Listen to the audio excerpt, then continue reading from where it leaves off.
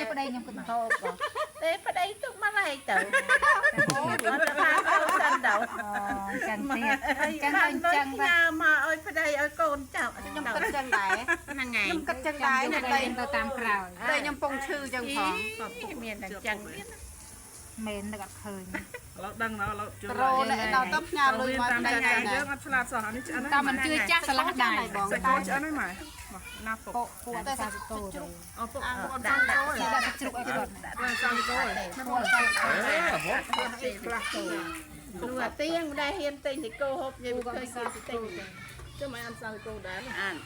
อันนั้นอันนั้นมวยสัตว์อัดโก้ នេះអាខាងនេះសាច់ជ្រូក นี่อะไรสัตว์จุ๊บวะเป็นสัตว์จุ๊บวะ ពេញថឹងអូនហេញមកបោះនេះខុសទៅអូនពេញតួតារាពេញថឹង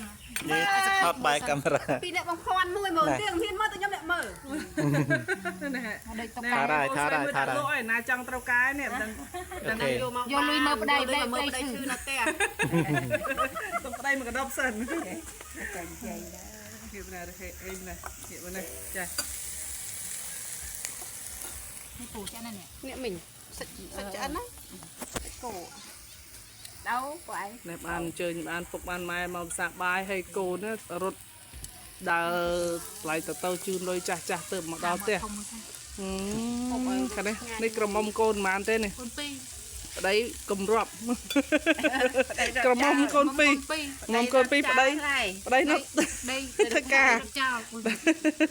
អូយចាំមើលប្តីឃើញណាទៀងអញចាំមើលប្តីឃើញណា មិនដឹងទេផាន់ ខា ឯ ង ង នេះ នេះ សាក់ ណា ក្រមុំនេះនេះសាក់កូនសាក់មានកូនមានប្តីហើយច្រឡំហើយចាខាងក្រោយនោះក៏ចឹងដែរមានតែខ្ញុំម្នាក់ទេដែលនៅមិនតាន់មានគ្រួសារ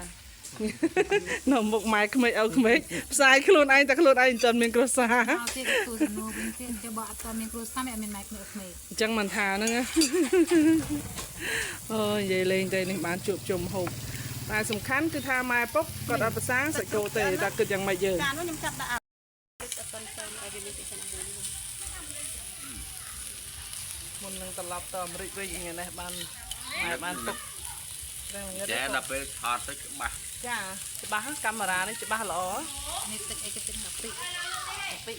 ពុកម៉ែអញ្ជើញមកប្រាប់បាយឲ្យអូនហេងអូនទៀងឲ្យអូនស្រីខាងនេះ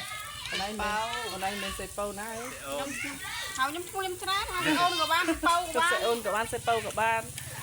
ប៉ៅលងប៉ៅថាខ្ញុំដែរ យ៉ាងហើយមិនថា គាត់អីហូបដែរទៅ